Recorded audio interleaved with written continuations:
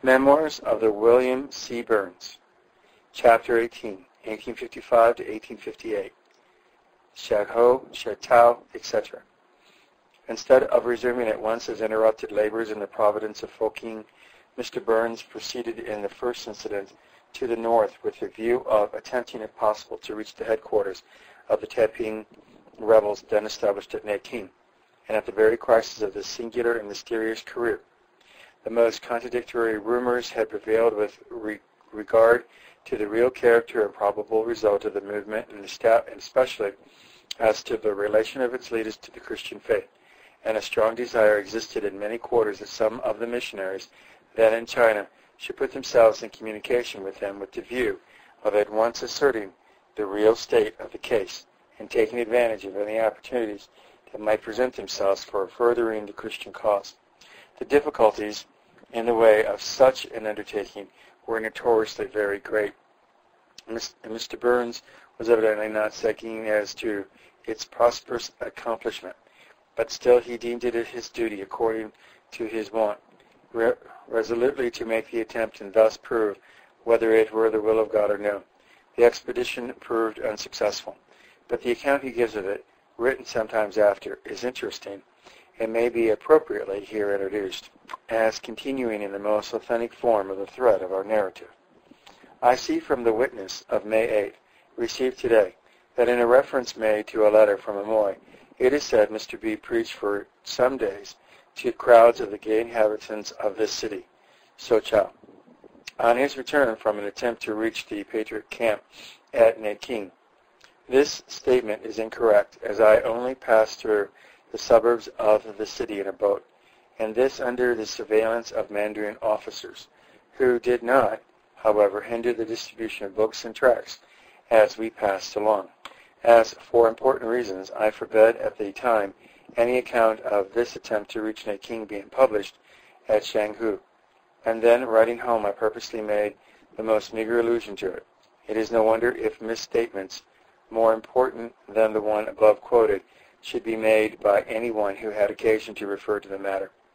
It occurs to me that now it may not be without use to take this opportunity of giving some details regarding that journey, as it was one on which, though it failed as regards its primary object, I experienced more than usual marks of the Lord's gracious care and guidance.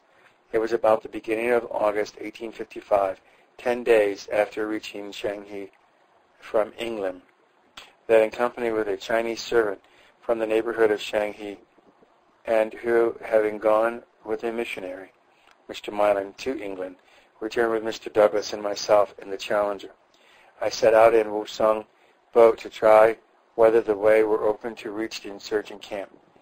I went in my own dress, and had resolved that unless permitted to proceed without disguise or artifice, I should return, or rather confine my efforts in making known divine truth to those whom we should meet on the way, or who should hinder us from going on to the desired destination. After proceeding rather slowly, I think for 3 days and a half, up the Yangtze Kian,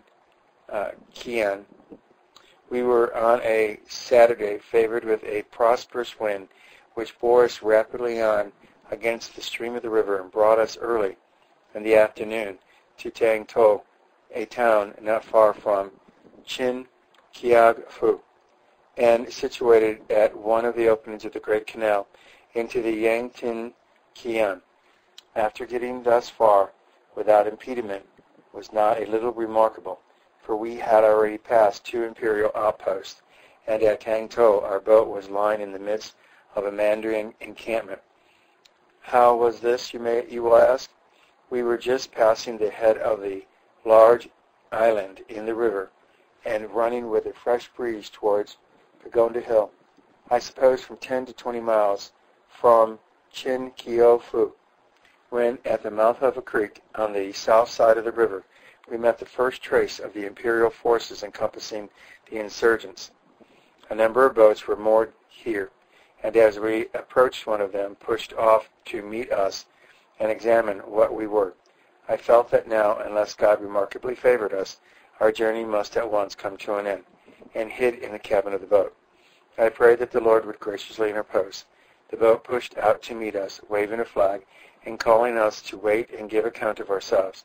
But the boatmen, no doubt alarmed, told them they had a foreigner on board, and ran on. The guard boat, whether satisfied or not, saw that it was too late to overtake us, and no doubt, reporting that all was right, returned to their station. Shortly after this, in consequence of a bend in the river at Pagoda Hill, the boat made a track towards the north bank, and this course I saw would directly bring us to a Mandarin encampment with a guard ship anchored in front of it. I might have told the boatman to make his course short and try to keep clear of further inquiries, but I felt this would have been a subterfuge. And on running straight, I soon heard the cries of voices inquiring what we were. The boatmen also were calling loudly that I should come out and take the responsibility on myself. I now expected we should be boarded and detained, but coming out I found that there was no small boat near, but only a company of 20 or 30 persons looking on us from the Mandarin vessel. I almost involuntarily bowed to them, then graciously returned the salutation. They graciously returned the salutation. The boat was put about, and we were gone again upon our course without remark or hindrance. Our character was now, of course, established by having passed successfully these outer guards, and about 3 p.m. we took up our place at Tang To, without inquiry made among the boats of the imperial soldiers. As the day was Saturday, I resolved to spend the Sabbath at Tang To, and here my companion and myself, he was then considerably interested in the gospel, and is now a professing Christian and assistant preacher in the hospital of the London Mission at Shanghai. On Saturday afternoon, in the whole of Sabbath, had a full opportunity of making known the truth and distributing books among the inhabitants of the town and the Mandarin soldiers, who were congregated to the number of some thousands in it. No one seemed to wonder at our visit, or to suspect that we had any design of going among the insurgents. Indeed, the people were afraid to allude to the insurgent party at all. The town had been already in their hands, and might soon be so again. Our boatsmen, who had been prevailed on to come thus far, now obstinately refused to proceed further. We had often reasoned with them on the subject, but to cut the matter short, the head man, there were 3 boatmen, on our getting moored at Tang To, said somewhat curtly, "Now, if you want to go to Nanking, you can get out and walk." No offer of reward would induce him to go a step further. They said it was just possible that we might get to Nanking alive, but that I, and still more they, could not hope to return. The boat would be lost, etc. But it was said, "You will be remunerated." They replied, "Oh, what use will money be when we have lost our lives?" Finding them thus decided, and seeing no other way open consistently with truth and integrity, I arrived unwillingly at the conclusion that, if after the Sabbath was past, circumstances were the same aspect, this attempt to reach the insurgents must be abandoned. I had asked the boatsmen where they would propose to go in case of not proceeding further towards Nanking. They replied, "We will return to Shanghai by the Great Canal," literally as they called it, Transport Provision River. This course recommended itself as second best, if the original one must be abandoned. And so early on Monday morning, finding the way to Nanking closed, we passed through Tang To into the Great Canal on our homeward route. In entering the canal, we had to pass a custom house, but a bow to the officials from our boat, coupled no doubt with the thought that if we had come too far from home, we were at any rate now turning their head homeward. This sufficed to gain us a free entrance. We now went on to the district city of Tangyang, distance about 20 miles. We were examined at the custom house as we arrived, and such a visit from a foreigner seemed to excite surprise. We were, however, going, as everyone could see, in the right direction, Shanghai, Shanghae, and had come from an unsuspected quarter, Tang To. Thus we were allowed to pass, and a present of books was received with politeness. After passing a little further along the canal, which skirts, I believe, the south and east of the city, we brought to near the south gate, and from the boats and the population on shore, were soon surrounded by a large crowd, eager to look at the foreigner, an uncommon sight in those parts, and also to get possession of the books we were distributing. At this time I had but an imperfect knowledge of the Shangho speech dialect, and that would be poorly served here, owing to a difference of dialect. Still I could say a few things which they understood, their anxiety to comprehend no doubt quickening their apprehension. I would have got on to all appearance well in this work, but a drawback arose through the uninvited assistance of a number of Canton men, soldiers or followers of military officers from the South. Having some greater acquaintance with foreigners from the natives of the locality, and finding I could converse with them in their own dialect, they were too officious in their friendship to me, as well as harsh and overbearing to the crowds who pressed forward to get books. To avoid the crowd, they almost forced me on board one of their Mandarin boats, but I had hardly got on board until the crowd pressed after us down the sloping bank, and by the pressure behind, those next to the water were in danger of getting a plunge. One man went down, and seeing this, I rushed on shore, and with some effort regained a position on the level ground. Perhaps it was on account of this little confusion that when I got to our boat, I found that some people had been there from the Mandarin office requesting that we should remove further off from the city. The boatmen wished to get quite away, but after moving on to the near the east gate, they consented to bring to there for the night. The following morning I went on shore with books and walked along the bank of the canal by the foot of the city wall towards the south gate, where we had been the previous day. Here I was met by a kind of policeman, who asked me what my object was in coming, and said the district magistrate wished to know. Having had little previous acquaintance with Chinese mandarins and having a good supply of books, I said that if the mandarin wished to make any inquiries about me, I would be happy to go in person with him to his office.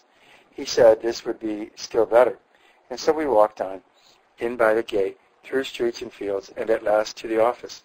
I did not see the magistrate, but great numbers of people collected, both officials and people from the town, and to them, while in waiting, I had opportunity of giving books and saying a few words in regard to the first principles of divine truth. In some delay, one or two of the magistrate's assistants came out to inspect me, and having asked through the policeman who brought me there whether I was willing to leave the city, the same policeman conducted me through the city by another route to the east gate and so back to our boat. It seemed for the moment that the matter was ended, and that we had nothing to do but go on our way peaceably. But after a short time, the original policeman and one or two more came and asked my companion, he had not been with me in the city, I was alone, to go on shore as they wanted to speak to him. He was about to go when I became alarmed and said to him that if anyone was to be beaten, signing to that effect, it was I and not he, and that if he went, I must go also. They said there was no fear of that, and that if I went also, it would be better. I got some books and we went ashore outside the east gate. In a small hall we found an assistant magistrate seated in full dress waiting for us. We were called to sit together at the left hand, the place of honor, and he proceeded to ask at my companion about me and our objects in coming. In answer to the inquiry who I was, we put down in writing that I was a disciple of Jesus and a publisher of his religion. He saw I was a foreigner, but never thought of asking to what particular country I belonged. And in writing, we did not think of making reference to this. Footnote, I always told I was an Englishman. End of footnote. He said with Chinese politeness that as on the way to Shanghai, people might give us trouble. An escort would be sent with us, and that they would very soon be ready to send out. I expressed the hope that they would not prevent us from distributing our books. He said that full liberty would be given us to do this. We then returned to our boat, the original policeman and another remaining on board to see that we did not get out of sight. We should have remained here until our escort was ready, but the poor people were so clamorous for books that the ear of the old policeman was aroused, and at last, when all other means failed, he ordered the boatmen to move on for about a mile or so from the city. All the way we were followed on the banks by earnest applicants for books, and it was truly amusing to see the policeman at one time chiding and remonstrating with the people for thus following us, and then, once or twice, when his eye fell on an acquaintance among the applicants, his zeal for his office was forgotten, and he came in to get from us a large book for his friend. At last, when we had got to a considerable distance from the city, the evening was falling, and as we had neither wine nor opium for the policeman, he thought of going back to the city, caught his arms full of books for his friends, and left us. Poor man, he had not gone far, we were told, when the people mobbed him and took his books from him. The sight of this poor people so eager to get our books, but alas, so little able to understand them, was fitted to affect the heart. May the day soon come when the Christian teacher shall have liberty to go and make known to them fully the love of God in the gift of his Son for sinners, and the power of the blood of Jesus to cleanse from all sin. After the policeman left us, we had still many applicants for books. Our boatsmen moved on, and in their eagerness to gain their object, several from time to time went into the water and swam to our boat, a distance of only a yard or two. But how could you give a book to a man who had to swim with it on shore? The book, one would think, must get wet. But nay, the Chinese are in many things singular. Here was a new expedient. The swimmer got his book, placed it on his brow, made it firm there by his tail, tied round his head, and swam to the bank. As it was becoming dark, we reached the market town extending for some distance on both sides of the canal. And here no sooner had we arrived than our coming became known, I know not how, and from that moment onward, until our stock of books was more than two-thirds exhausted, we were beset by crowds of applicants, and among them a larger number than usual of respectable people, and even several Buddhist priests.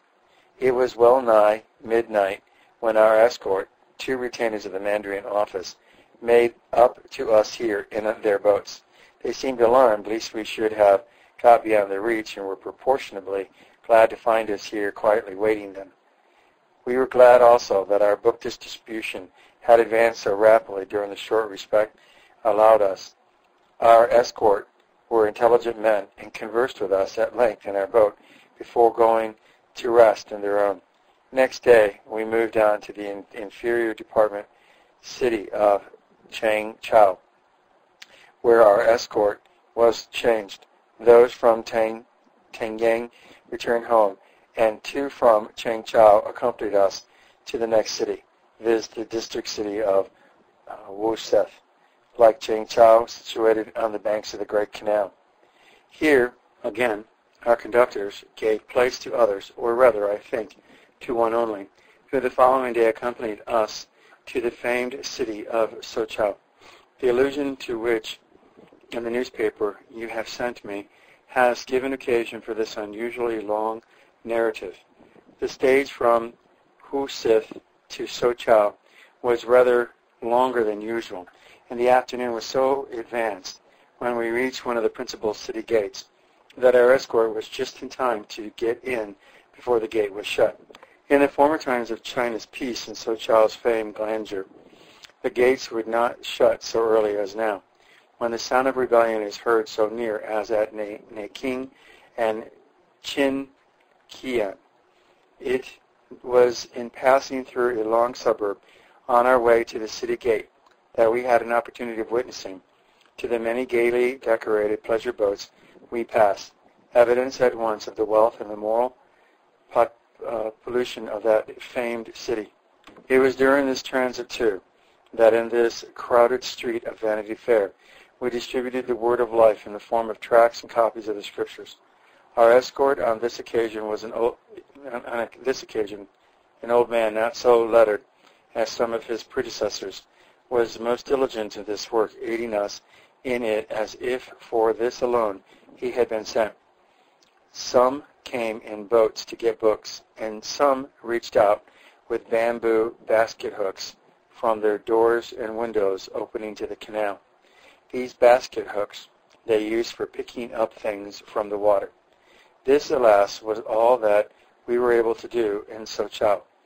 Others have been able to make a somewhat longer stay and to do more. And the time is coming fast, we trust, when Sochaux, like Corinth, will receive the gospel, and many of its people exchange their luxuries for higher and more enduring pleasures, being washed and sanctified and justified in the name of the Lord Jesus and by the Spirit of our God. For the next 6 months he continued to make headquarters at Shanghai, Shanghae, from which as a center he made frequent and extensive excursions among the towns and villages around, living for the most part in his boat and following leisurely the course of the canals and rivers, which were spread like a network over the whole face of the country. He scattered far and near the precious seed over a rich and fertile region, which, with the continuous plain of Ningpo to the south, will be well described as the very Garden of China, stretching out in an unbroken expanse for 20 or 30 miles from the seaboard to the hills, one vast rice field dotted over with towns and villages and with dark clumps of mulberry trees, with the whited brown sails of innumerable river craft everywhere in sight moving over the tranquil land. It is rapturously described by travelers, particularly by Mr. Fortune, as the very picture of smiling plenty, teeming population, and peaceful industry. Had the traveler stood there 2 months after, one of the white sails he saw might have been that of the devoted missionary unweariedly pursuing the sacred calling amongst the crowds of other voyagers running to and fro along those shining pathways on other errands. But his eye rested not upon the opulent beauty of the land, but upon the homes of its people, over whom his heart yearned as he saw them wholly given to the cares of the present life, or to vain idolatrous rites, which blindly pointed to another. Remember me, says he, from this place, in the midst of a people of a strange tongue, and yet as if at home, to all who love the Lord Jesus and seek the coming of his kingdom, and the gathering in of his elect ones in China. O let such pray for us. Ye that make mention of the Lord, keep not silent, and give him no rest until he establishes and makes Jerusalem a praise in the whole earth. The following extracts will give a still more distant idea of the nature of his labors at this time. Shanghai, December 13th, 1855. I write these lines on board a riverboat, which has been my principal habitation during the past 3 months, and in which I returned to this place on Monday last, after an absence in the surrounding country of 26 days. The last place we visited was a market town, Minhang, about halfway between Xinqia and Shengho. And here we were prepared to meet with less attention than usual, as the place is often trodden by foreign feet, and there are few among the missionaries, I suppose, who have not been there. However, in this case our fears were disappointed, and our hopes much more than exceeded, for during the Saturday and Sabbath which we spent at this place, we had usually large and attentive audiences, and on the Sabbath evening, when it was getting dark, we still continued to preach to the engaged audience, with whom at the close I felt at liberty to join in public prayer to the living and true God in the name of Jesus.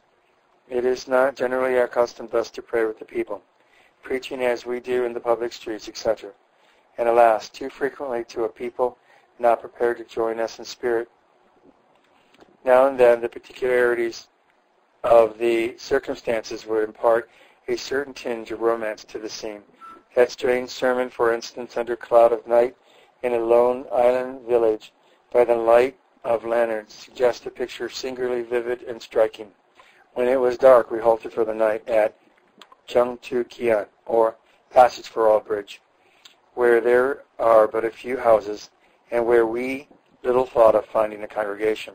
However, we had hardly halted before we were arrested by the sound of the multitude of voices of a crowd dispersing, and were informed that there had been a stage play going on in an unusually immoral kind, and that the people had now dispersed, so that it was too late to reach them.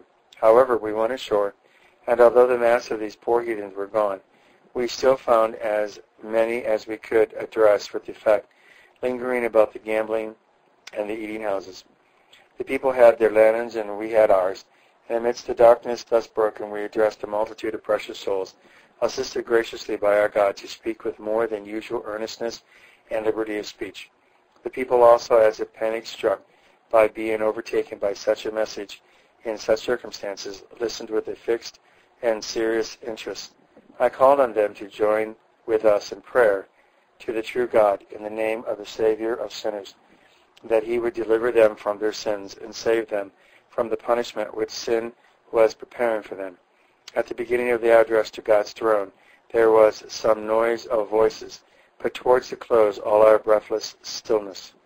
My companion and I were encouraged by thus meeting, as if by God's special guidance, with opportunities of declaring His truth and calling fellow sinners to repentance. But a field already occupied by so many missionaries and so often trodden by foreign feet can scarcely be an altogether congenial sphere of operations to one who felt himself especially called to the work of an evangelist pioneer. Accordingly, within less than 2 months from the date of the lines just quoted, he was again on his way to another and distant part of the country. A Christian friend, Captain Bowers, of the merchant ship the Geelong, had spoken in high terms of Chateau, a rising commercial mart at the eastern extremity of the Canton Province, the chief port of the department of Taichu, as an advantageous center for missionary operations, and being himself about to sail thither, offered him a free passage, should he be disposed to go and check out the ground. An invitation coming to him in this unsought and apparently providential way, and reaching him too at a time when no special attachment bound him to any other sphere, and when he was, as it were, waiting for summon to some new service from the Master, came to him with all the force of a divine call, and he resolved, after a brief but prayerful consideration, to close with it. It is probable, also, that he was on other grounds not indisposed to turn his face once more towards the Canton district, where 7 years before he had begun his evangelistic labors in China, and which he had been compelled reluctantly to leave, without having made such full proof of his ministry as he had hoped and desired. He sailed from Shanghai early in March and reached Chateau about the middle of the month. His next date is from that place, March 31st, 1856. Shanghai, March 31st, 1856. When I last wrote to you, I was on the point of leaving Shanghai for this place in company with Mr. Taylor of the Chinese Evangelization Society. We left on the 6th of March, and after a favorable passage of 6 days, arrived here on the 12th. We were very averse to the thought of being located even temporarily on the island, Double Island, on which some of our countrymen have, by compact with the local magistrates, taken up their headquarters, but were anxious, if possible, to find a location in the Chinese town of Shanghai, which is on a promontory of the main island, 5 English miles further up at the mouth of the River Haine. We were apprehensively lest we should not be permitted thus to locate ourselves, but in the gracious and all-governing providence of our God and Savior, we found favor and assistance from those whom we least expected to aid us, viz. the Canton merchants who, here, were the agents or correspondents of the foreigners, our countrymen, down the river. And 2 days after arrival, we were, to our own surprise and joy, enabled to take possession of the lodging which we had since been occupying unmolested. Our lodging is not indeed large, being only a small upper flat of a house occupied below as a shop, but it is sufficient for our present wants, and we are the more thankful for it as of vacant houses here there are almost none. Chateau is not a very large place, but it is growing at present very rapidly, and has all the appearance of being in a few years a place of great importance. During the first 10 days after our arrival, the Geelong lay at anchor along with another ship off the town discharging cargo, and Captain Bauer continued to show us the same Christian kindness which he had manifested in bringing us here free of charge. Mr. Taylor and myself came here quite undecided whether we should be able to attempt more than simply to make a running visit for the purpose of scripture and tract distribution to the open parts of the country. But now that we see more fully the importance of this region as a vast and unoccupied scene for missionary labor, we are anxious, before going further, to prepare ourselves for the purpose of teaching the people orally by acquiring some knowledge of their dialect. This is a comparatively easy work in my case, the dialect spoken here being, as I formerly mentioned, very similar to that spoken at Memoir. We have as yet done very little in the place of active labor among this people, but would pray that our zeal may increase with our ability to improve the openings for usefulness that may be afforded us. We have much need, as everyone must see who considers our present position of special grace to support and render us useful. For this grace may many be led to pray that for the gift bestowed on us by the means of many persons, thanks may be afterwards given by many in our behalf, should it please the God of grace to preserve us in His truth and love, and make us a means of blessing to some of these dying millions. While the aspect of the field, in a moral and spiritual point of view, was at first by no means encouraging, and representations given to him of its great importance had not been exaggerated. Situated on a narrow channel connecting two wide and spacious basins, the one running into the land and the other opening out to the sea, Chateau possesses all the advantages of a convenient and commodious commercial center.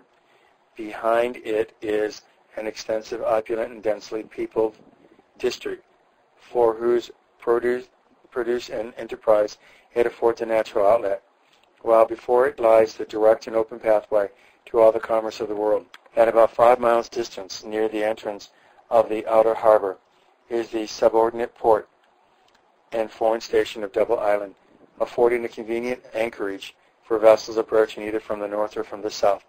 As a commercial mart, it is only of recent formation, but has been rapidly grown in wealth and importance, and was 2 years after this advanced to a new position of being placed by treaty among the number of ports legally open to foreign residents and foreign traffic.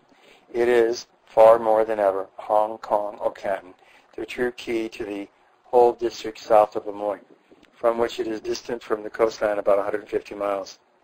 The prospect, however, of a prosperous entrance into this new and untried field did not at first on further trial become more promising. 3 months after Mr. Burns was, as it were, still endeavoring in vain to effect a landing on what seemed an iron-bound and inhospitable shore. At Ning Yang, 10 miles from Chateau, July 16, 1856. During the last fortnight, I had been moving from place to place, making known the gospel message and distributing tracts, in company with 2 professing Christians, natives of this district, who came up from Hong Kong fully a month ago, sent by Mr. Johnson, an American missionary, to cooperate with us. Previously, in their coming, I had been out on a missionary tour, accompanied by a servant only. Had we obtained a place suitable for indoor preaching at Chateau, I would not have ventured at this hot season to go about into the country. Difficulties, however, have been thrown in the way of our obtaining such a place, and so no other course has been left open but the one we are now following. We have met, as yet, with but little decided encouragement, but still something is done to spread an incipient knowledge of the truth, and in a field which has been so little cultivated, we must not be discouraged if we meet not with immediate success. Still as ever, his eyes were upon the Lord, the salvation of Israel, as his one source of strength and hope of victory. Great indeed and heavy was the stone that closed the scepter in which slept his heathen people. But he went forth in the strength of one, who by one touch of his hand could roll it away. I need perhaps as much as ever I did since I came to China the presence and power of God's quickening Spirit, to maintain divine love and compassion for souls in my heart. Are there those who feel for us in this unbroken field of heathenism, and cry to God with spiritual agonizing for the descent of the Spirit in his life-giving and converting power? The God of grace grant to us such helpers, for the glory of his own great name. He was every day painfully reminded of the urgent need of such help and of the utter vanity of any other. Well might he, in contemplating the case of that blinded, debased, and almost savage people, have adopted the cry of the VALIGNANO in looking across to that rock-bound coast. O rock, rock, when wilt thou open? To the other difficulties of this arduous and trying service, pearls of robbers were, as on many former occasions, added. In a postscript to one of the letters just quoted, he writes, about 2 o'clock a.m., or past midnight, July 18, 1856, we have just been visited by robbers, who have taken all but the clothes we wear, without, however, doing us any injury. This is a new call to pity, and to pray for this poor people, sunk so low in darkness and sin. One of our number, it is proposed, shall return to Chateau to get a small supply of money and books, while the other Christian and I go on to another town to await his return. We are preserved in much peace, and have just been joining in praise and prayer for this poor people. A momentary gleam of light seemed now to break upon them in the unexpected kindness and cordiality of the people in some of the villages which they visited. But the sky was soon again overcast, and a train of events followed, which might well have issued in a sad and tragical conclusion. The history will be best told in his own words in a letter bearing the unexpected date of Canton, October 10, 1856. Canton, October the 10th, 1856.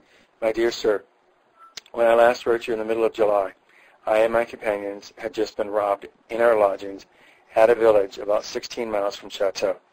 The following day, one of my companions returned to Chateau with my letters and to obtain a fresh supply of books and money, while my other Christian companion and I went forward, as we had intended, to the town of Tangling, about 6 miles further on. We were without money, but God provided support for us in a way that was new to me. The people who took our books gladly contributed small sums of cash for our support, and the first day we thus collected enough to keep us for 2 days. A countryman, also going the same road, volunteered to carry our book bags for us. It was heavy for our shoulders, but easy for his. And he said he would want no money, but only a book. Thus the Lord helped us in going forward on his work instead of turning back to Chateau for help. At Tangling, we were very well received. In the neighborhood, there were 2 native Christians, converted in connection with the American Baptist Mission in Siam, and who, though they were left much to themselves, seemed to follow the Lord in sincerity. With these we had much pleasure in meeting on the Lord's Day and at other times. A heavy and continued fall of rain detained us at Tangling for some weeks, without our being able to do much abroad, and at last on Monday, August 18th, we left this town, intending to return to Chateau. Our course by water leading us to within 5 or 6 miles of the Chao-Fu, chief city of the Chao department. We agreed to pay it a visit, but fearing lest we should give offense to the authorities, we determined, instead of living on shore, to make the boat which conveyed us there our headquarters while we remained. On Tuesday the 19th, we went on shore and were particularly well received by the people. The demand for our books among persons able to read them was unusually great. And the meanwhile, however, an alarming report of the presence of a foreigner outside the city having been carried to the authorities, we were in the evening suddenly arrested in our boat, and with all our books, etc., taken prisoners into this city. The same night we were examined publicly by the district magistrate, and after the interval of a day, we were examined anew by a deputy, I suppose, of Che-Fu, our chief magistrate of the department. On these occasions, my companions and myself had valuable opportunities of making known something of the gospel and of the character and objects of Christ's disciples in China. And as there was a great demand for our books, the work of many days seemed to be crowded into 1 or 2. The magistrates examined us with great mildness and deliberation, seeming anxious to obtain information rather than to find fault. And on the evening of the 21st, the day of our second examination, a sub-official was deputed to inform us that the magistrate found we had been arrested on a false report, and that if the Canton merchants at Chateau or any of them would stand security for us, we would be allowed to return to that place. The Canton merchants, through whom the trade in foreign vessels is carried on at Chateau, and being written to, came forward in the kindest manner, what the document required. But in the meantime, it appears the magistrates had reflected that, having once arrested a foreigner, confined and examined him, they could not, according to law, or with safety to themselves, give him up to any other than a foreign consul. And so I was told that I would be sent to Canton. On Saturday the 30th, I was put on board a riverboat and carried about a mile above the city. Here we remained until Tuesday morning, when being joined by a number of officials, high and low, in our occupying 4 riverboats and going to Canton, some in connection with my case and some on other business. We had last commenced our journey. I was provided with the servants and with whatever food I wished at the expense of the government, and had I been well and had with me a good supply of Christian books, I might have enjoyed the journey much. As the case was, my books were nearly all gone, and as to my health, a slight cold which I had caught before coming to the city had, through excitement, etc., taken the form of an intermittent fever, with chills, ague, which, violent at first, continued more or less during all my journey.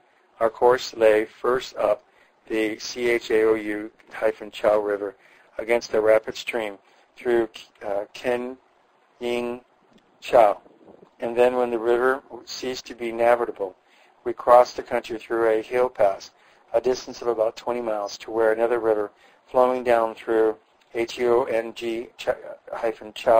to Canton becomes navigable for boats of considerable size.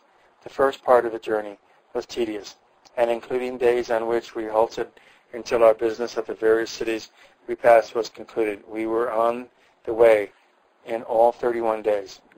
The news of our arrest and of being sent to Canton had reached Hong Kong, and through the great kindness of many friends who felt anxious for my safety and could not explain why we should be so long on the way, inquiries were made for us at the office of the native authorities in Canton. It was perhaps owing to this in part that on reaching Canton on the morning of September 30th, instead of being taken to the Mandarin office, 2 men were sent by the authorities to conduct me straight from the boat to the office of the British Consul. The British Consul has had a communication from the Governor General about the case. I did not see it, but the Consul informed me that it was conceived in a mild strain, much more so than he had expected, and I am thus wonderfully preserved and freed from the infliction of any punishment or penalty.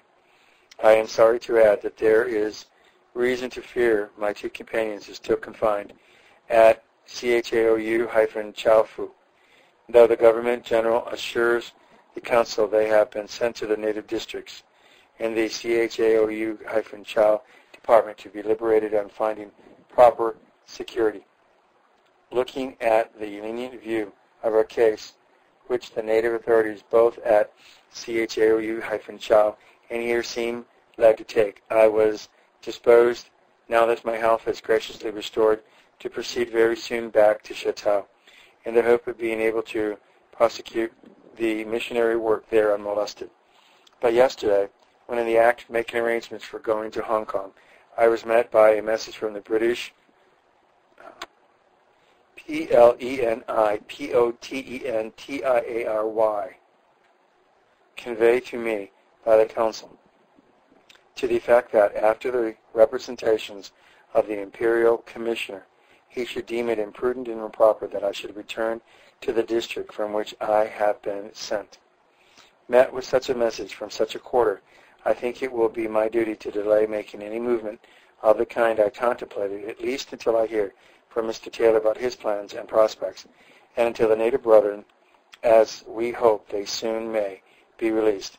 In the meantime, if shut up for a season at Canton, I am in the midst of kind missionary brethren, American and English, and my acquaintancy with the Canton dialect, now revived, should save me, through the grace of God, from spending my time unprofitably.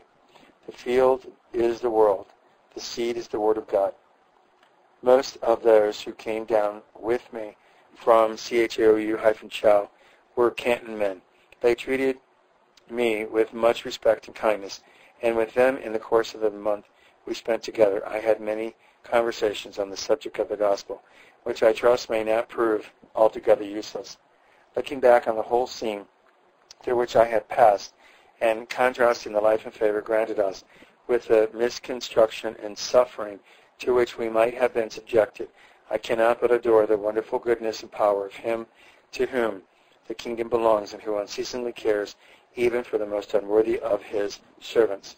While the people of God have need to pray for us that we may be guided to act aright and not to rush into danger without cause, they have surely cause to give praise for deliverance he vouchsafed and for opportunities, such as seldom occur, of making known something of the truth of the gospel to men in authority and to many others. With Christian regards to all friends, I am, ever yours, William C. Burns.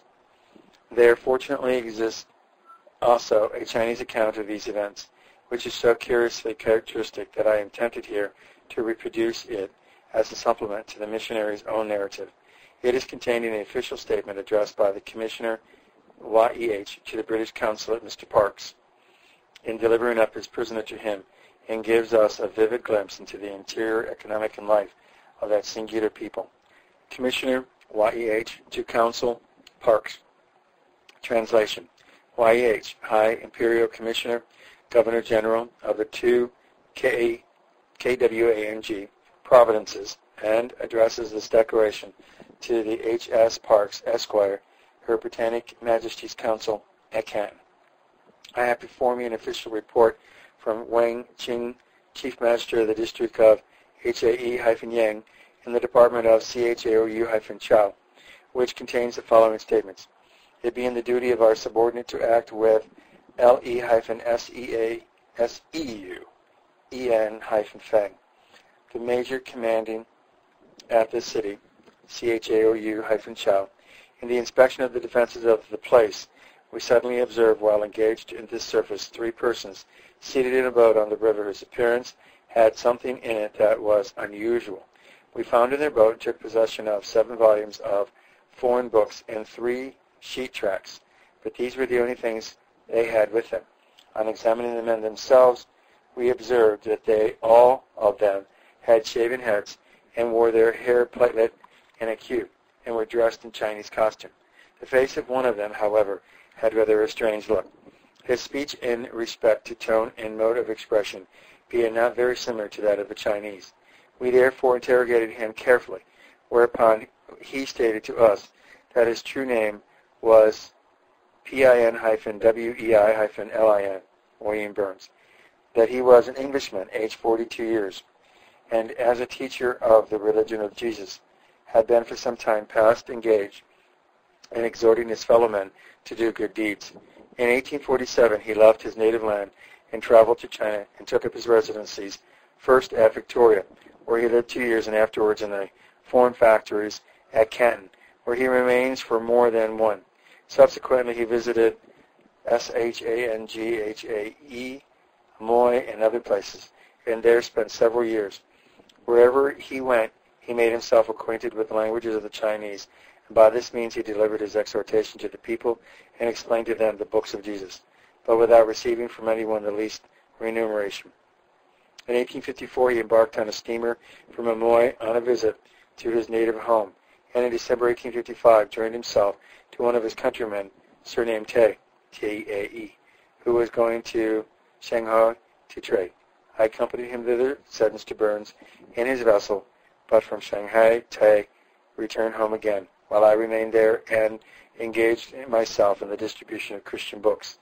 In the 6th month of the present year, July, I left Shanghai and took passage in a foreign sailing vessel to Shangtao Chateau in the district of Shanghai.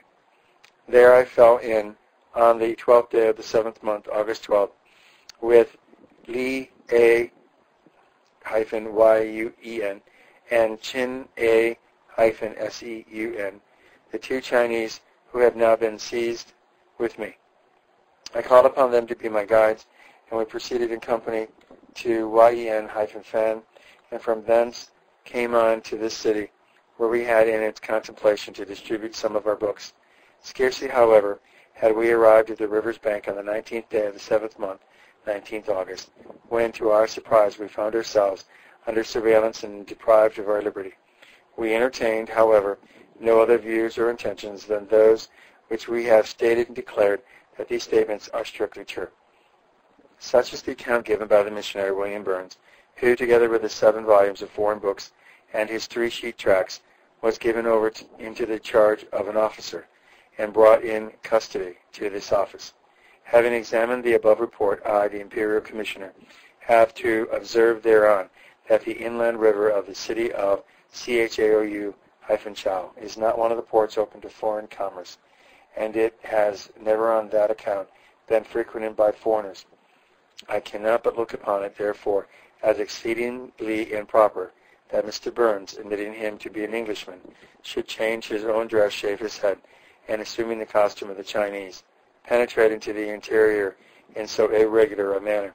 And although, when closely examined by the magistrate, he firmly maintained that religious teachings and distribution of books formed his sole object and occupation, it may certainly be asked, why does Mr. William Burns leave Shanghai and come to Chao just at a time when the King-Nang and the other provinces are the scene of hostilities? Or can it be that a person dressed in the garb and speaking the language of Chinese is really an Englishman? Or may he not be falsely assuming the character to further some mischievous ends? I have directed Hu, the assistant Nang Hu magistrate, to hand him over to the council of the said nation, in order that he may assert the truth respecting him and keep him under restraint. And I hereby, by means of this declaration, make known to him, the council, the above particulars. William Burns, 7 volumes of foreign books, 3 sheet tracts accompanying this declaration.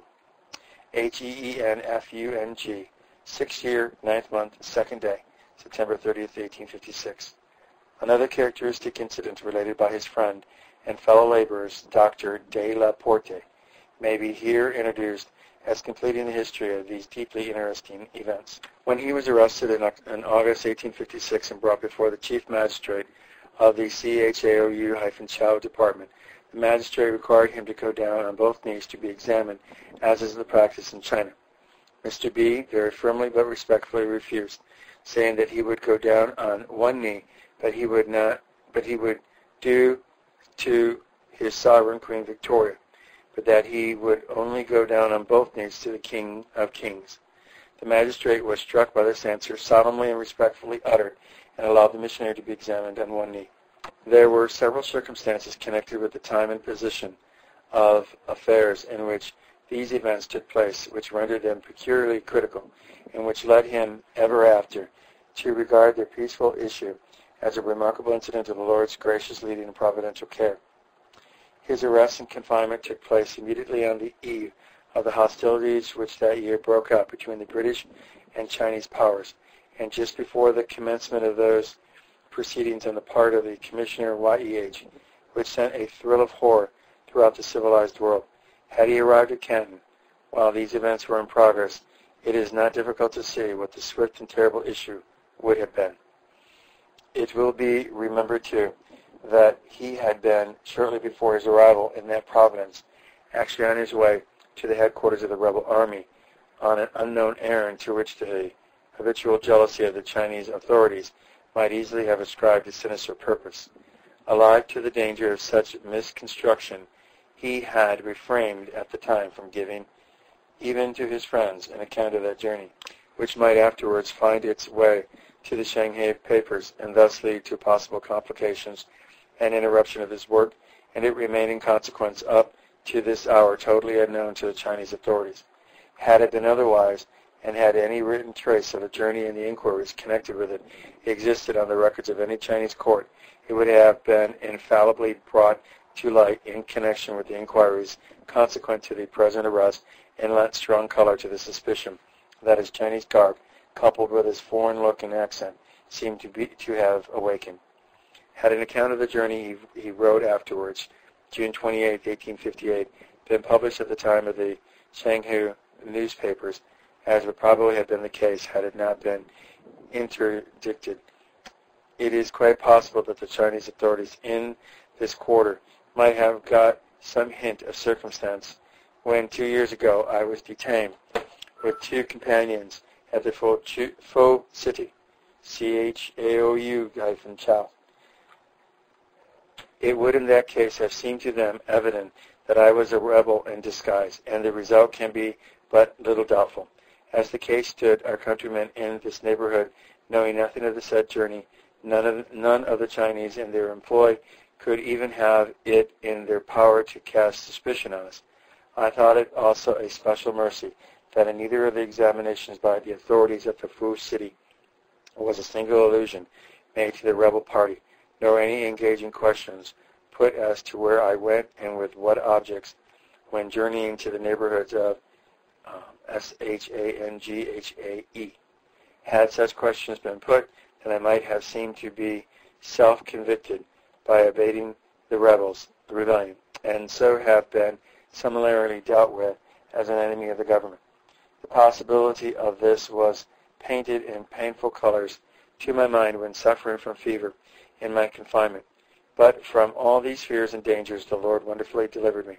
It would have been indeed a different thing to suffer as a supposed rebel, and to suffer as a Christian. This latter privilege was given to my native companions when beaten on the face and imprisoned for months. When the former I was most graciously and completely saved. Notwithstanding Dr. Bowring's friendly advice, he was induced soon afterwards to return to Chateau, with the view especially of inquiring after his native brethren, who were still in captivity in the Full City. It was painful to him to find on his arrival there that they had been treated by the authorities with a cruel severity which they had not dared to use towards a British subject. But at the same time he rejoiced greatly that they had been enabled to witness a good confession in behalf of Christ in the presence of their heathen adversaries. Beaten 40 blows on the cheek with an instrument resembling the sole of a shoe, they adhered unflinchingly to their testimony to the truth and preciousness of the gospel as the one only remedy for the ills of the soul, and returned to their prison only to pray and sing praises to God and to labor daily for the salvation of their fellow captives, one of whom, to their great joy, was in due time given them for their hire. At length, after 4 months' imprisonment, they were, at Mr. Burns' intercession, set at liberty. Meanwhile, he had received at Chateau an unexpectedly cordial welcome from those to whom he had before preached, enjoying favor in the sight of rich and poor, the rulers and the ruled. He was enabled at last to effect a permanent settlement in that place, and to resume his interrupted labors until more favorable auspice, with brighter prospects of success. Having engaged the valuable cooperation of a medical man of the Wesleyan denomination, Dr. de la Porte, then practicing among the foreign shipping at Double Island, he was enabled to combine the beneficed ministries of a medical mission with his usual evangelistic operations, and thus more rapidly win his way to the confidence and regard of the native community. 2 days of each week were regularly employed in connection with this work, when he acted as an interpreter between the physician and yet imperfectly acquainted with the language and the patients as they came one by one to tell their case, while 2 native evangelists were engaged in another room ministering the word of spiritual healing to the crowd of impotent folk who were waiting their time to be heard. About 40 or 50 sufferers would thus be prescribed for in one day, while at the same time unnumbered seeds of saving truth were cast in faith upon the waters, to be found, it may be, after many days. In this way, the preaching of the word on weekdays and Sabbath days, both to the foreign visitors and to the native community, went on steadily and in perfect peace, notwithstanding the rumors of war between the Chinese and British powers then raging in their immediate neighborhood. It seemed to him as if the passing events of that stirring drama were far better known and excited a far livelier interest among his friends at home than among those living within 100 miles of the scene of action, and from first to last the friendly relations in which he stood both to the authorities and the people around him remained undisturbed. A week or 2 ago, he writes, January 30th, 1857, the principal local authorities in this place, when sick, invited Dr. de la Porte's medical assistance, and was very grateful for the aid thus given him, and we are on such friendly terms with the authorities here that it was in the small fort in the town, and from the military officer in charge of it, that we the other day got the news of the progress of the war. which had just come by steamer from Hong Kong. He passed as we were speaking to the people near the fort, listened with some interest, and then invited us to take tea and converse with him, not only about the quarrel at Canton with the English, but about the gospel of Christ. Only by two incidences was he brought into closer, more personal contact with the political events than passing around him. One was a proposal made to him in a very gratifying way by Lord Panmure, P-A-N-M-U-R-E, that he should undertake the office of chaplain to the British forces in that quarter, with the usual rank and salary of a major in the army.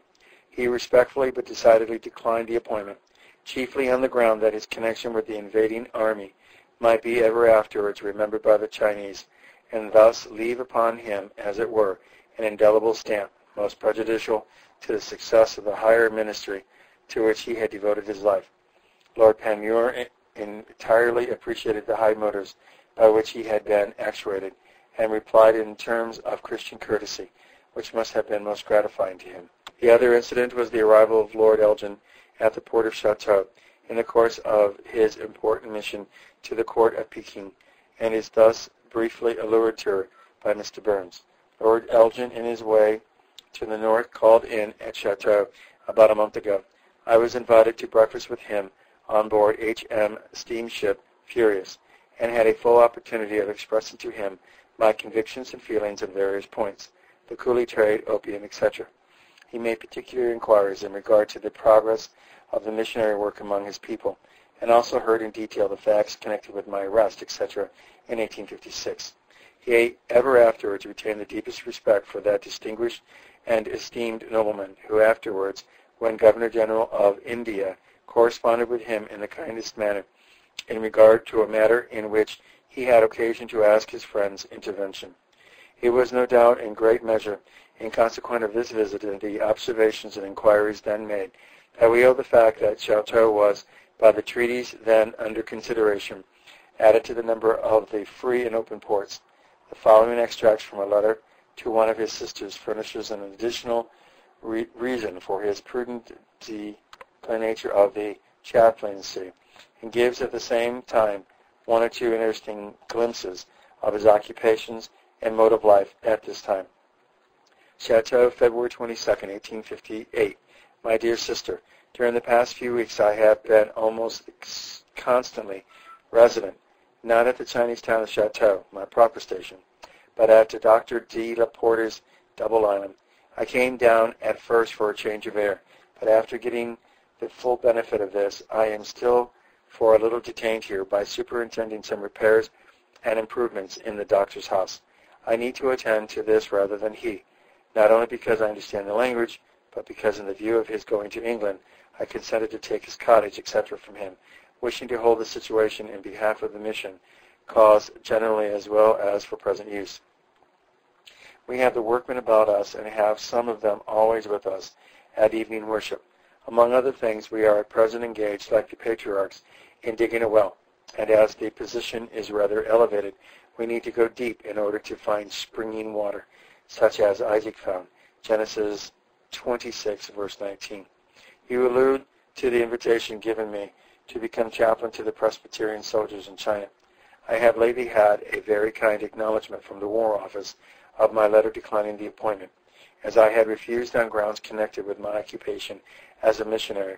Lord Panmure will not press the appointment on me, unless the Lord in his providence should shut me up to such a cause of acting. I feel more and more that I could not safely leave for a moment the position I occupy, and had I accepted the appointment, I would have found on the one hand, at least up to the present time, that the troops among whom I was expected to be had gone to India instead of coming here, and on the other hand, would have been in the greatest danger from knowing Chinese of being diverted from my proper work and sinking down into a kind of interpreter among all and sundry matters. Mr. L., whom you once wrote to me about after he had been in Glasgow, has lately got into a position somewhat of this kind. He is now at Canton, assisting generally the provincial government established there by the English and the French until matters are settled at Peking. He about a year ago disagreed somehow with the Chinese Evangelization Society and became government school Chinese inspector in Hong Kong. And from the newspapers I have just seen that he has gone to Canton in the capacity I had mentioned. Your affectionate brother, William C. Burns. The carpentry laborers he referred to were only a reoccurrence to the occupations and acquired skill of former days, when as a boy he lifted up his axe upon the trees around the manse of Kilsa.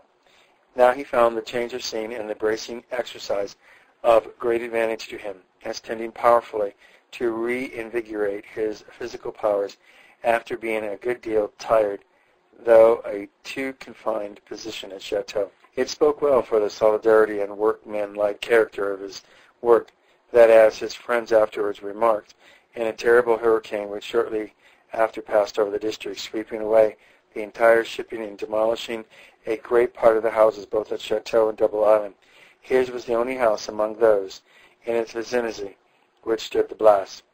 One other incident of a startling and solemn kind marked the period of his residence at Chateau.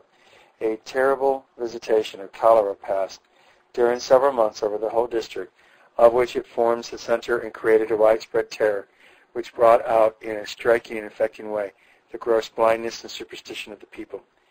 It is melancholy to see the means to which people resort in order to free themselves from this dreadful visitation of God's hand. First, they had a possession of lanterns, each house furnishing one or more large lanterns with bearers for them. This was continued for 3 successive nights. Next, they had a public procession, continued during the day and a great part of the night, with drums and gongs making a discordant noise to drive away evil spirits from the streets. This was accompanied, too, with plays and exhibitions of all sorts of finery, children on horseback, etc. Our doors and windows were shut, so that I can give no description of what I did not wish to see. Again the people went out in procession in a neighboring field and drew water to drink, a cupful of which was ordered as a recipe against the disease. These means having failed, for the last week or more all animal food, fish, and flesh has been forbidden. On one day no one was to wash clothes, and to my surprise on Monday the 19th, when I went up from Double Island, the town appeared like a forest of shipping, high flagstaffs being erected in all directions, formed of long bamboos, fitted the one above the other, and some as high as a ship's mast. To these are attached small flags, and at night small lanterns were suspended from them. In what way these things are expected to be beneficial, I cannot ascertain. The only answer to be got is that they are ordered by their idols, and this brings out the most affecting feature of the whole. There are young lads who either really are possessed by evil spirits or feigned to be so, and in a kind of raving madness give out what they are looking upon as the oracle voice of the idol whom the people worship. There are 2 principal idol temples in Chateau, and both of these idols have been in succession personated by these insane youths by whom this blinded people are led. It is by such direction that all the foregoing remedies have been used to save them from cholera. Not one word is heard of the need of repentancy or of turning from any of the sins in which these people are lying, and in which they seem to go on with an unblushing boldness as before. How true that darkness covereth the earth, and gross darkness the people. What need that he should arise and shine who is the light of the world. In the midst of such a people, how weak and helpless does all mere human instrumentality appear, and what need have God's people to pray for us, that in these circumstances our faith may not fail, and that we may not sit down in despondency, but still persevere in doing the work of the Lord among his people.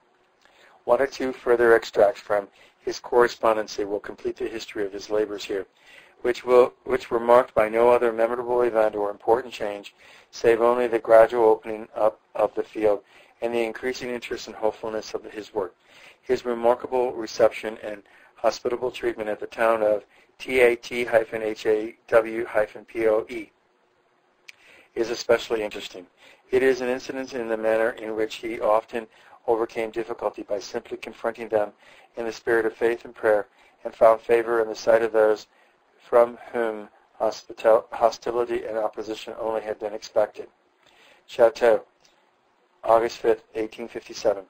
Whatever change we can mark, it is in the way of progress. The medical work brings an increasing number of persons about us to whom we seek to make known the truth, and gives us, in connection with our efforts to diffuse the truths of the gospel, in a very favorable position in the eyes of the community. There is a district of country, PHOO-NING, at a distance varying from 30 to 50 English miles, from which we have of late an unusual number of visitors, both men and women. They have taken lodgings near us for a succession of days, and not only have seemed to value the medical aid for which they came, but have very generally attended all our daily religious services and have shown a more than common interest in our message. That district of country seems particularly afflicted with a species of leprosy, and some persons suffering from this and other diseases, having received benefit, the poor people form parties and come out at no inconsiderable trouble and expense to themselves. Thus, that come to us from this and other quarters, we generally make the bearers of tracts and scriptures to their villages, and sometimes, when we neglect to supply them, they apply of their own accord. A week or two ago, a large party of women thus came, having hired a boat for themselves, and many of them seemed a good deal interested in our message. Our old matron of 73, I was especially interested with. Staying opposite, she was often below stairs. She came generally to worship, and by her serious and intelligent look, one might hope that she understood something of what was taught her. One evening after she retired from worship, I heard her across the street mentioning the Savior's name, and she appeared to be attempting to pray.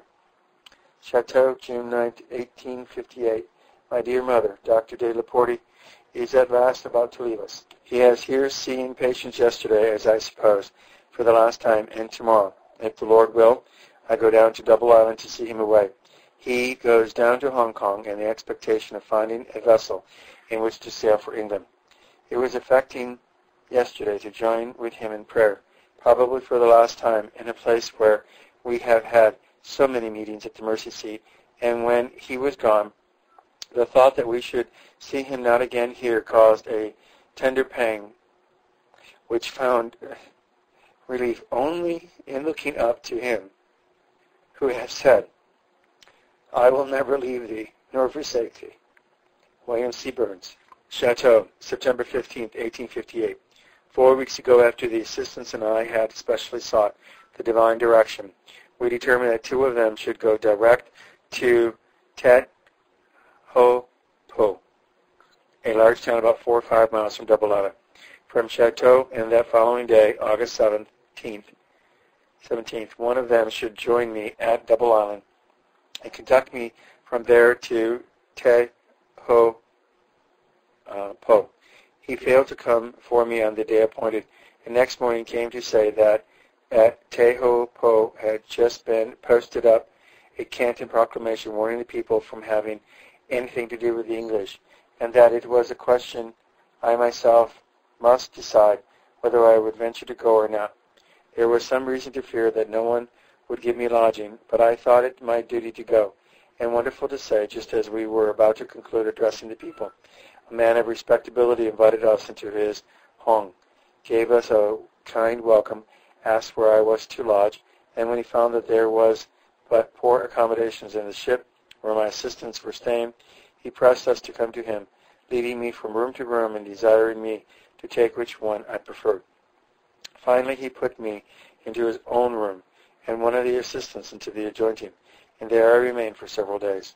Though passing the night in this gentleman's hong, we continued to take our meals in the shop where the assistants had been lodging, until on Saturday morning, August 21st, the shopman informed us that his landlord had, on the previous night, given him notice that we must on no account admit foreigners into his shop, and that therefore I must cease to come. On this we went and made known the matter to our host, asking him whether he shared in the fears of this man. He made no account of the matter at all, and said that though from the near approach of a Chinese term he was a good deal occupied and could not attend to us as he wished, if I would come again in a few days, he would give us an unoccupied part of his house to stay in as long as we liked. In this, he was not deceiving us, for while I returned back to Double Island on that day, one of the assistants continued to remain in his house, and yesterday, September 14th, I returned from a second visit of 6 days and have now a room waiting me whenever I am able to go. But the work at Chateau, at least for the present, was now drawing to a close. The departure of Dr. De La Porta had greatly abridged his power of effectively occupying the field, and at the same time urgent invitations came to him from his brethren at Amoy to return, at least for a season, for the scene of his former labors among the villages of Folken. After much hesitation he consented, on the understanding that the Reverend George Smith, a young missionary of great devotedness and high promise, who had recently joined their number, should meanwhile more or less permanently take his place at Chateau. He had as yet reaped but little fruit of his labors in this field. He could not count one single decided convert from among all the multitudes to whom he had here declared the word of life. But he had thoroughly broken up the ground and plentifully sowed the seeds of a harvest to be gathered in by those who should come after him and enter into his labors. He sailed for Amoy about the middle of October 1858 and reached that place in safety a few days after. His next letter is, alike in its date and its subject matter, deeply touching, and a brief extract from it will fitly close this chapter. Amoy, November 25, 1858. I am sitting in the room formerly occupied by our dear and respected brother. Footnote, the devoted and greatly beloved David Sandeman, Sandeman, who died of cholera at Amoy, July 31st, 1858, and whose memory has been embalmed in an interesting biography by the Reverend A.A. Bonnard, end of the footnote, and fellow laborer who is now no more with us, but has, like his divine master, left us an example that we should follow his steps in order that we may overcome, like him, at last through the blood of the Lamb and the word of his testimony. On the occasion of his so sudden removal from us, I felt unable in any suitable manner to write to any of his kindred, although I took the pen in hand more than once to do so. On coming up here 4 weeks ago, I went to see the spot where his mortal remains are laid. It is as yet marked by no monumental stone, but is side by side with the graves of not a few members, old and young, of the missionary circle, and with many of them we trust he will rise in glory at the Lord's coming. What a lesson to us and to all. When little more than a year ago I visited Amoy, I had much sweet intercourse with him, and as the vessel that conveyed me back to Chateau left the harbor, he stood on the balcony above and waved to me until we were out of sight. Now we may imagine him from a higher elevation, beckoning us to follow on with the Christian race, laying aside every weight and running that we may reach the prize, the crown of life, which we believe has already been given to him by his Savior and Lord. End of chapter 18, having been read by Peter John Paris, also known as Praying Dean. None of my audios are copyrighted. Please feel free to make as many copies as you desire to the glory of God.